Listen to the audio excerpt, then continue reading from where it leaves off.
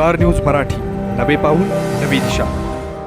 आणि इलेक्शन आलं की ती पद्धत आहे फिरवा त्यासाठी आमच्या टाकायला पाठवणार इलेक्शन होतं फक्त इलेक्शन वाट बघतो मला आमच्याकडे पण असंच आहे.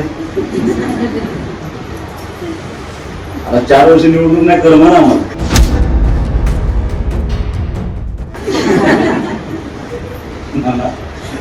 आश्वस्त पण मिळेल बरीच त्यामुळे नुसतं प्रकार चालू आहे प्रचार अपप्रचार ही पुरुषांची अवस्था असते. तुम्हाला सोने खरेदी करायचंय तर मग चला विट्याच्या ओम ज्वेलर्स मध्ये. विट्यातील प्रथमच सोन्याचे 100% BIS 916 hallmark jewellery showroom. HUID प्रमाणित सर्व दागिने, सोने तारण कर्ज योजना ही सुरू. तर मग एक वेळ अवश्य भेट द्या. आमचा पत्ता ओम ज्वेलर्स, सराफपेठ, बँक ऑफ महाराष्ट्र समोर विटा. संपर्क श्री भगवान ढमाले गार्डीकर, डॉक्टर विशाल शिंदे मोराळे, डॉक्टर सुधीर देशमुख आणि डॉक्टर सौ पूजा देशमुख यांचे देशमुख हॉस्पिटल आळसंद. सुसज्ज व सर्व सोयींयुक्त हॉस्पिटल.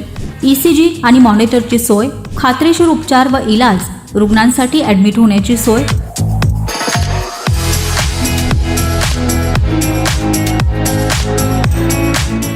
एक वेळ अवश्य भेट द्या आमच्या हॉस्पिटलला.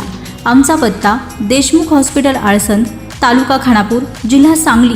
शोभा की बाबा या फाउंडेशनच्या वतीनं गेले अनेक दिवस दादाचा माझा प्रयत्न असा होता या बचत गटाच्या माध्यमातून आपल्याला काही काम करता येते का, आणि त्या दृष्टीनं आम्ही बऱ्याचदा प्रयत्न केला होता. काही दिवसापूर्वी पंचायत समितीच्या वतीनं सन्मान्य आपले BDO साहेब म्हणजे प्रशासक काळामध्ये दिवाळीच्या वेळेला एक तुमचा महोत्सव ठेवायचे आणि त्या धर्तीवरती आपल्याला या शहरामध्ये काय करता येते का या हिशोबाने आपण एक महोत्सव ठेवला होता. आणि आजही मला आठवतं मी आणि दादा ते मंडप घ्यायला गेलो, म्हणजे मेजरमेंट घ्यायला गेलो, किती घ्यायचा मंडप केवढा ठेवायचा. दोघांच्या मनात एकच भीती, आपण मोठा टाकला आणि महिला आल्या नाहीत तर स्टॉल घेऊन केवढा करूया. मग एकदा मोठा बघितला, परत जरा बारकाय केला, परत जरा बारकाय केला, म्हणजे इतकं बघा आली या वर्षी करू आणि कसा प्रतिसाद मिळते बघून मग पुढच्या वर्षी त्याच्यापेक्षा मोठा करू. आणि आम्हाला सुरुवात झाली, स्टॉल ठरले, उभा केले आणि उभा केल्यानंतर दुप्पट महिला आहे की आम्हाला पण दिला पाहिजे, आम्हाला पण दिला पाहिजे. थोडस ना आपण त्यावर असा प्रयत्न केला की आपल्या मतदारसंघातल्या महिलांना पहिल्यांदा दिल्या आणि राहिले तर माझा त्यावेळेला कसं सांगलीपासून सगळ्या महिलांनी त्यावेळेला प्रयत्न केला होता. आणि थोडं जजमेंट आलं, असं वाटलं की आपण यांच्यासाठी काहीतरी करायला पाहिजे. तिची जाणीव कधी झाली की ठीक आहे, आजपर्यंत पंचायत समिती जिल्हा परिषदला काम करत असताना किती तुम्ही आमच्या शासनाच्या वतीने किती पैसे तुम्हाला मिळतात, काय मिळतात, म्हणजे मी तुझा आकडा बघत होतो. पण संतोष दादा 24-25 मध्ये 18 कोटी रुपयाचं कर्ज दिलंय बचत गटांना, ज्याचं बऱ्यापैकी रिपेमेंट झालेलं असतं. आणि ह्या वर्षामध्ये आतापर्यंत 14 कोटी रुपये दिले 216 बचत गटांना, बरोबर ना. आणि त्यात काहीतरी वाढत झाली असं, म्हणजे एवढं काम ह्या बचत गटाच्या माध्यमातून चालतं. आणि ज्या वेळेला मी त्या स्टॉलवरती फिरायला लागलो, कुणी खाद्यपदार्थांचे स्टॉल होते, कोणाचे उदबत्ती होती, काय होतं. काही स्टॉल असे दिसले की ते कॉस्मेटिक्स प्रोडक्ट्स त्यांचे होते. आणि मी म्हणलं कुठे विकतात, तर फ्लिपकार्टला. मला तो आश्चर्यात धक्का बसला. मी त्यावेळेला CEO साहेब आले होते, नरवाडे साहेब. मी त्यांना म्हणलं साहेब जरा याला भेट द्या. असे अनेक आपल्या माता भगिनींचे स्टॉल होते की ज्यांचे प्रोडक्ट ऑनलाईन फ्लिपकार्टला दुबईपर्यंत जातात आणि उठ्यात माहीत नव्हतं, मलाच माहीत नव्हतं. त्यावेळेला थोडासा असा प्रयत्न केला की याच्यामध्ये जर आपण लक्ष घातलं तर निश्चितपणे त्या मतदारसंघातल्या सगळ्या माझ्या माता भगिनींना ज्या बचत गटाच्या माध्यमातून काम करतात त्यांना आपण कुठेतरी मदत करू शकतो का, या हेतून हा उपक्रम आपण आज या ठिकाणी आयोजित केला आहे. कार्यक्रमासाठी उपस्थित ज्यांचं आपण मनोगत ऐकणार आहे किंबहुना ज्यांच्या मार्गदर्शनाखाली तुमचं ट्रेनिंग होणार आहे, आदरणीय पडवळ सर ते स्वतः RITला MBAला तुम्ही प्राध्यापक आहात ना, प्राध्यापक म्हणून काम करताय आणि त्यांनी बऱ्याच आता बसल्या सुद्धा त्यांनी मला 2-3 आयडिया मार्केटिंगच्या दिल्या होत्या आणि त्यांना मी एवढंच सांगितलं की सर तुमचं मी ह्या सगळ्यांच्या वतीनं मनापासून स्वागत करतो. कार्यक्रमासाठी उपस्थित पंचायत समितीच्या सभापती, उपसभापती, विटानगर परिषदेच्या नगराध्यक्षा, उपनगराध्यक्ष, जिल्हा परिषद सगळे सदस्य, पंचायत समिती सगळे सदस्य, माझ्या सगळ्या नगरसेवका माता भगिनी, ज्यांच्यासाठी हा कार्यक्रम आयोजित केलाय ते सगळ्या बचत गटातल्या एक सोडून माझ्या माता भगिनी, माझे सगळे पत्रकार मित्र, बंधू आणि भगिनी, व्हिडिओ साहेब नाहीत नाही तर CRP ला काय करावं लागतं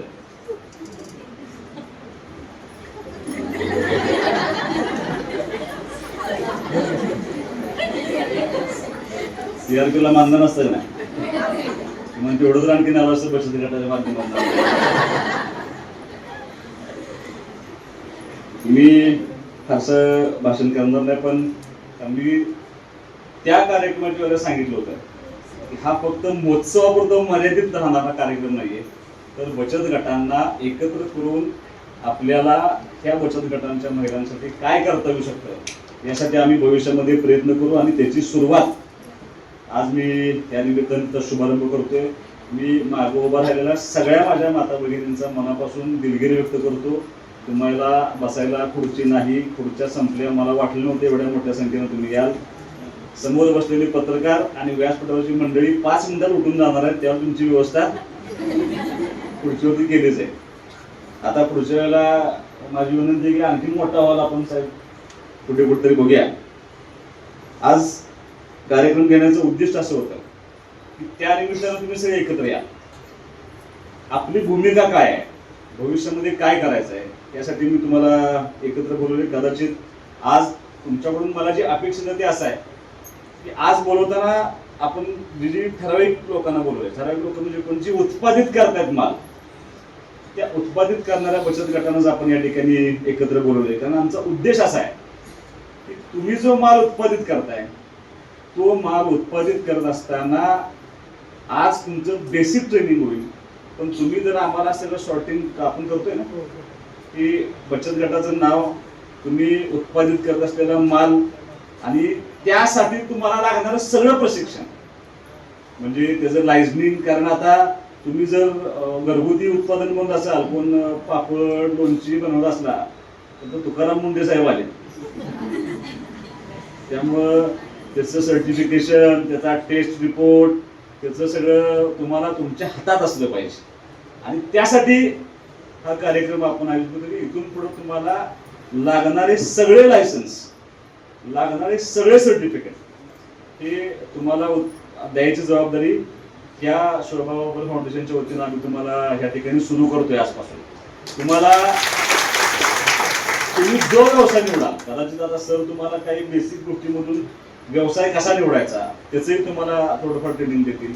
ज्या बचत गटांच्या महिलांना व्यवसाय सुरू करायचा आहे अशा महिलांनी जर आम्हाला एखादा व्यवसाय सुचवला किंवा आम्ही त्यांना जर व्यवसाय सुचवला तर त्या बचत गटाला तेवढ्याच व्यवसायापुरतं लागणारं बँकेचं भांडवल, त्यासाठी लागणारी कागदपत्रांची पूर्तता, शासनाच्या असणाऱ्या सगळ्या योजना, सगळ्या सबसिडीज, तुम्हाला जेवढं लायसन्स लागतं सगळं लायसन्स सगळं आम्ही करून द्यायची जबाबदारी आमची राहील. आणि त्याच्या पुढे जाऊन आमचा असा प्रयत्न आहे की तुम्ही उत्पादित केलेल्या मालाचं मार्केटिंग सुद्धा आम्हीच करायचं. म्हणजे आमच्या कदाचित तुम्हाला माहित असेल तर खरसुंडीमध्ये एक बचत गट आहे. मी अनेकदा त्या बचत गटाचं ते तुम्हाला सांगत असतो की ते एक बाजरी उत्पादित करतात. हरित क्रांती त्यांचं नाव असं होते. आणि ते उत्पादन करताना त्यांचं सिस्टीम एवढी चांगली आहे की ते कसली खतं वापरत नाही. ऑर्गॅनिक बाजरी त्यांचा ब्रँड झालाय. पुढच्या वर्षीचं बुकिंग आहे त्यांना यावर्षी. म्हणजे एकदा जर ब्रँड तयार व्हायला लागला तर काय करू शकतो ह्याचं उत्कृष्ट होतं. आम्ही सहज प्रयोग केला. तुम्हाला काय माहिती असेल, आपल्या उट्यामध्ये सगळ्यात मोठे पोल्ट्रीधारक कोण असेल हे आपल्या तालुक्यात, ते तुमच्या सभापती आहेत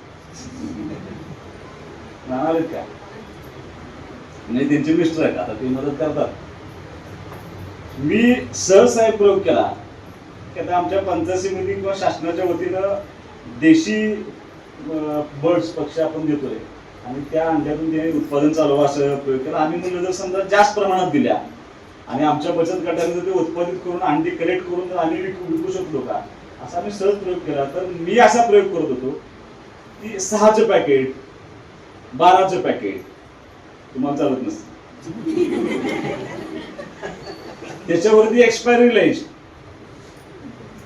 किती दिवस टिकू शकते आमच्या अंगावर, आणि त्याचं पूर्ण पॅकेजिंग चांगलं करायचं, ब्रँडिंग चांगलं करायचं. त्या दिवशी मला एका वेलनेस सेंटर मधून फोन आला आणि तो रोज मला फोन करतो कधीपासून देत आहे. मला थांब आमच्या आता तोपर्यंत नानाने फोन केला तर तुम्ही देशी अंडी तुम्ही 1000 तयार करा, 10,000 करा, नंतर 20,000 करा, सगळी एका दिवशी घेऊन जातो मला 10 रुपयाने हॅचरीजवाला आहे. आम्ही पुढं आणखीन एक पॉईंट टाकलं म्हणलं हॅचरीचं मशीन आमच्या बचत गटाला दिलं तर त्यालाही अनुदान आहे. म्हणजे एक जो आपला मूळ व्यवसाय आहे पोल्ट्रीचा त्याच्यातून सहज आम्ही विचार करत होतो तर इथपर्यंत आपण पोहोचू शकलो. मी पंचायत समितीत असल्यापासून एक प्रयोग करायचा म्हणतोय. रेणावीचं आलेत का? मी परवा दिवशी पण बैठकीत सांगितलं. आलेत ना रेणावीच्या? त्यांना पराबल बैठकीत सांगितलं होतं की रेणावीला सगळ्यात मोठं पाठीमागे गोष्ट नाथाचं मंदिर, नवनाथाचं मंदिर, आपलं सिद्धराजाचं मंदिर आहे. किती पेढे कापतात तो? पेढे कुठून आणतात? सांगली. जर त्याच गावात दूध आमच्या बचत गटांना कनेक्ट केलं, तिथं जर आम्ही त्यांना खवा तयार करायचं मशीन दिलं आणि पेढे तयार करायचं मशीन दिलं आणि जर ट्रस्टला सांगितलं की तुमच्याच गावातले पेढे घ्या आणि विका आणि त्या उत्पन्न येणारं बचत गटाला द्या, हा माझा कल्पना आहे. उद्या सकाळी लगेच हो म्हणतील असं नाही, पण मला असं वाटतं की त्या क्वालिटीचं जर आपण काम करू शकलो तर निश्चितपणे तुमच्या उत्पादित होणाऱ्या मालाला खूप मोठं मार्केट मिळू शकतं. तुम्हाला हे सगळं इथून पुढची जबाबदारी मला असं वाटतं की आमचा असा आधुनिक प्रयोग आहे की फार्मर प्रोड्युसर कंपनी ह्या सगळ्यांची तयार करायची, एकच ब्रँड सर तयार करायचं आणि त्या एका ब्रँड खाली ह्या सगळ्यांच्या वस्तू घ्यायच्या आणि त्याचं मार्केटिंग जेवढं करता येईल, मग डिजिटल प्लॅटफॉर्म असेल, मुंबईसारखं ठिकाण असेल, इंटरनॅशनल लेवलला तुम्हाला जर तुमचे उत्पादन त्या लेवलचे असेल तिथं पण न्यायची जबाबदारी. कारण जसं एक महोत्सव झाला तसं तुम्हाला कायमस्वरूपी तालुका स्तरावरती कुठंतरी तुमचा माल उत्पादित झालेला माल खपावा म्हणून तालुका लेवलला सेंटर असावं, जिल्हा लेवलला सेंटर असावं, त्यासाठी आमचा प्रयत्न आहे. उदाहरण म्हणून तुम्हाला सांगतो, बस स्टँडचं जे काम चालू आहे, मी अशी विनंती केली त्यातला एक काळ असा ठेवा तो फक्त बचत गटांसाठी असतो आणि त्या बचत गटामध्ये रोटेशन प्रमाणे तुम्ही जे उत्पादित करता माल किंवा ते गाळे एवढे मोठे एका एका गाळ्यामध्ये 400 बचत गटाचं मटेरियल बसू शकतं, इतकी मोठे गाळे आहेत. तर अशा ठिकाणी तुम्हाला कायमस्वरूपी उत्पन्नाचा सोर्स तुम्हाला देता येतोय का, ह्यासाठी या संस्थेच्या माध्यमातून, ही माझ्या आईच्या नावाची संस्था आहे, त्या संस्थेच्या माध्यमातून आम्ही तुमच्या पुढे येऊन इथून पुढच्या काळामध्ये तुम्हाला जेवढं आर्थिक सक्षम करता येईल तेवढं करण्याची जबाबदारी आम्ही घेण्याचा संकल्प या निमित्तानं असं आम्ही करतोय. तर परवा दिवशी आमच्याकडे विधेयक मांडलं गेलं, या राज्यातल्या सगळ्या महिलांना एक सन्मान देण्याचा प्रयत्न केला, तो म्हणजे शेतकरी महिला. कारण कसं होतं, मी सहज अनेकदा सांगत असतो की माझी आई सगळी शेती बघायची, 8 एकर द्राक्षबाग, पोल्ट्री, बरोबर ना नाना, सगळं बघत होत, एकटी सक्षमपणे बघायची. परत घर, सगळं घराचा सगळा हिशोब सगळं बघत असताना ती ज्या वेळेला गेली त्याच्यानंतर आम्हाला दोघांना मिळून बाग बघता आली नाही, आम्हाला ती काढावी लागली. आणि सगळ्यात सोपी शेती काय, आम्ही आपला 8 एकर नारळ लावून टाकला. महिला काय करते ते अनेकदा सांगितलं, पण दुर्दैवानं म्हणजे आज मी आता सोनियाला एका व्यवसायामध्ये तिला पार्टनर केले, तिला ओळख देऊ शकलो, पण माझ्या आईला शेतकरी म्हणून मला आज तागात कधी ओळख देता आली नाही. ती ओळख देण्याचा प्रयत्न शासनानं ह्या शेतकरी विधेयकाच्या, महिला शेतकरी विधेयकाच्या माध्यमातून करण्याचा प्रयत्न केला. तसं ह्या समोर बसलेल्या बचत गटाच्या माझ्या माता भगिनी जे घर सांभाळत आहेत, जे आता स्वतःचा व्यवसाय सांभाळत आहेत, उत्पादित करतात, मालाने विक्री करायचा प्रयत्न करतायत, त्यांना कुठेतरी आर्थिक सक्षम केलं पाहिजे, कारण तुम्ही सक्षम झाला तर ती सगळी कुटुंब आपोआप सक्षम होते, कारण तुमच्या हातातच खरी दोर आहे. आता सहज दादा आता तुमच्या घरात हिशोब सुद्धा वहिनीच बघत असते, तुम्ही बघत नाही. मी आता वारलेल्या ठिकाणी भेटायला गेलो, सहज गप्पा मारत मारत मारत मारत ते सगळे दुकानदार म्हणले होते. त्यांचं तामिळनाडूचा सगळा आमचा विषय निघाला आणि बैलगाडीवरून विषय गेला जलकुटूवर. त्यांचा तो खेळ आहे बैला. आणि त्या आमच्या गलाई व्यावसायिकांनी मला असं सांगितलं, मला थोडंसं माझं मत वेगळं होतं. मला असं वाटतं तामिळनाडूमध्ये लोक फार एकतर इमोशनल असतात, सेन्सिटिव्ह असतात आणि कष्टाळू पण असं माझं मत होतं. त्यांनी मला उलट सांगितलं की तसं नाही, तामिळनाडूमध्ये सगळ्यात जास्त काम कोण करतं? महिला काम करतात. मग आम्ही पुरुष फक्त पांढरे कपडे घालतो. पांढरत होतं, पांढरा शर्ट, हातात सिगरेट. आणि इलेक्शन आलं की ती पद्धत आहे, हिरवा असं आमच्या टाकायचं पाठवणार इलेक्शन पुरतं. फक्त इलेक्शनची वाट बघतात मला पुरुष. मला आमच्याकडे पण असंच आहे. आता 4 वर्ष निवडून नाही करमन आम्हाला. अस्वस्थ आहेत मंडळी बरीच, त्यामुळे नुसतं प्रकार फेसबुकवरच चालू आहे. 4 आपला 4. ही पुरुषांची अवस्था असते. तर महिला सक्षम झाली, मला असं वाटतं की ते कुटुंब अख्खं सक्षम होण्याचा त्या ठिकाणी प्रयत्न असतो. तर हे फक्त ट्रेनिंग नाही, आज एका दिवसाचा कार्यक्रम हा नाही, तर इथून पुढं निरंतर जोपर्यंत आम्हाला शक्य आहे, जोपर्यंत तुम्हाला शक्य आहे, तोपर्यंत तुमच्या बचत गटाच्या माध्यमातून आपल्याला ह्या खानापूर तालुक्यापुरतं आज प्रातिनिधिक स्वरूपामध्ये आज आपण खानापूर तालुक्यात करतोय. इथला झाल्यानंतर आपण आटपाडी तालुक्यात करतोय आणि विसापूर सर्कलमधल्या 21 गावामध्ये पण आपण त्याच्या पुढच्या स्टेपमध्ये करतोय. पण ह्या मतदारसंघातल्या सगळ्या माझ्या महिला बचत गटांना एकत्र करून त्यांची फार्मर प्रोड्युसर कंपनी करून त्यांना एका ब्रँड खाली घेऊन त्यांचे सगळे प्रोडक्ट मार्केटिंग आणि त्यांना आर्थिकदृष्ट्या सक्षम करण्यासाठी जे जे मदत लागेल ती मदत शोभा काकी बाबर फाउंडेशनच्या वतीने तुम्हाला करण्याचा शब्द तुम्ही मी पूर्वी दिला होता. त्याची सुरुवात आपण आज या निमित्तानं करतोय. त्यामुळं एका दिवसाचं ट्रेनिंग अजिबात नाही. म्हणजे बऱ्याच जण असं होतं पण की बचत गटाने एकत्र बोलवायचं, कार्यक्रम घ्यायचा आणि जिकडे तिकडे झालं.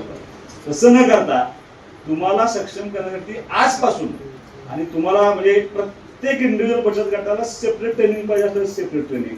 तुम्हाला बँकिंग, तुम्हाला हिशोब, अकाउंट्स, शासकीय योजना सगळ्याला तुम्हाला मदत करायची जबाबदारी आमच्या बचत गटाची, आमच्या त्या संस्थेची राहील. त्यात पंचायत समिती, जिल्हा परिषदचा आपला सगळा स्टाफ हा तुम्हाला मदत राहील. अधिक आमची माणसं जी याच्यामध्ये काम करणार तुमच्यावरती सगळे तुमच्या बरोबर राहतील आणि उत्पादनापासून मार्केटिंग पर्यंतची जबाबदारी ही सगळी आपण भविष्यामध्ये परत एकदा एकत्र येऊन जर फार्मर प्रोड्युसर कंपनी करायची ठरली आपल्या तुमच्या सगळ्यांची, माझी नाही, तर ते एकत्र येऊन तुम्ही सगळे बसून आपण एक सदस्य घेऊन त्या सगळ्यांची एक कंपनी तयार करू आणि एक ब्रँड ठरवून त्या ब्रँडच्या खाली तुमचे सगळे उत्पादित झालेला माल आपण विकण्याचा प्रयत्न करू. इंटरनॅशनल लेवलला तुमचा जाण्यासारखं असेल तरी आपण त्या ठिकाणी नेण्याचा त्याला प्रयत्न करू.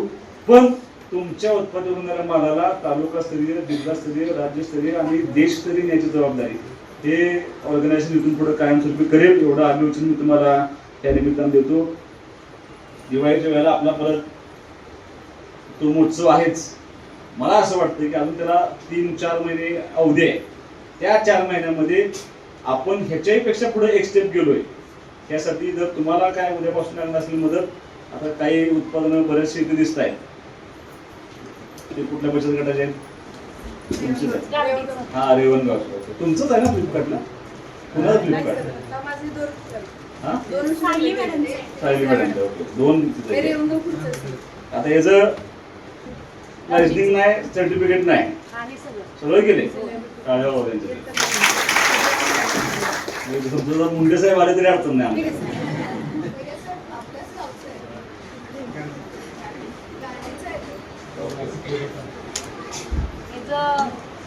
म्हणजे मी घेभरारी पर्यंत गेलेली. कुठं? घेभरारीच्या शो पर्यंत गेलेली. घेभरारीच्या शो पर्यंत गेल्या होत्या. परत हे जर आपण पोचवू शकलो, सर्टिफिकेट पण तुम्हाला मिळालं. हे बऱ्याच लोकांना माहित नसतं आणि विचारले किती आहेत? विचारले कोण आहेत का? बरोबर आहे, आम्ही अपील केले, सांगितलं होतं ना. तर नगराध्यक्ष मॅडमना आणि नगरसेवकांना बोलवायचा उद्देशच तो आहे की थोडस शहरामध्ये बचत गटाचं काम कमी आहे आणि महिलांचे मला फोन येतात की आम्हाला काहीतरी काम द्या किंवा सोर्स दाखवा आम्हाला काहीतरी उत्पन्नाचा. मला असं वाटतं की जसं झेडपी पंचायत समिती काम करते तसं थोडं नगरपालिका क्षेत्रामध्ये सुद्धा बचत गटाचं काम व्हावं म्हणून तुम्हाला दाखवण्यासाठी फक्त हे तुम्हाला बोललो. ह्याच्यामध्ये कुठेही राजकीय अविनेश नाही, त्याच्यामध्ये कोणीही आला आपल्यापर्यंत तर त्यांना आपल्याला इन्व्हॉल्व करून घ्यायचं आहे आणि त्यांना या माध्यमातून सक्षम करायचा प्रयत्न आपण करायचा आहे. ते सक्षम तुम्ही व्हावं तीच खरं माझ्या दृष्टीने किंवा माझ्या आईच्या संस्थेच्या दृष्टीने खूप माझ्यासाठी महत्त्वाचं असेल. ते इथून पुढे आपण एकत्रित करूया एवढं तुम्हाला मी अभिवाचन देऊन थांबतो. जय हिंद, जय महाराष्ट्र. आपल्या परिसरातील लेटेस्ट बातम्या पाहण्यासाठी स्टार न्यूज मराठी यूट्यूब चॅनलला आत्ताच सबस्क्राईब करा.